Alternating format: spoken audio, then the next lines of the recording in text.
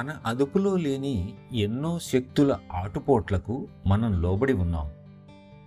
మన సంతోషాలు, మన దృష్టిలో ఏది సుఖం, సంతోషం అనుకుంటామో దాని మీద ఆధారపడి ఉన్నాయి.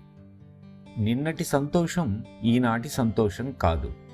సుఖాలు, విలువలు, గుణాలు ఇవేవీ శాశ్వతం కాదు. ఇవన్నీ కూడా వస్తువుల పట్ల మన ఇష్టాయిష్టాలకు అనుగుణంగా తయారు చేసుకున్న లక్షణాలు మాత్రమే. ఇష్టాయిష్టాలు అన్నవి మనసులో పుడతాయి. మరి మనసు అనేది లేనప్పుడు మంచి చెడు రెండూ లేవు. ఏదీ కూడా మంచిది కాదు, చెడ్డది కాదు. మన ఆలోచనే ఆ విధంగా తోచేలా చేస్తుంది అన్నాడు షేక్స్పియర్.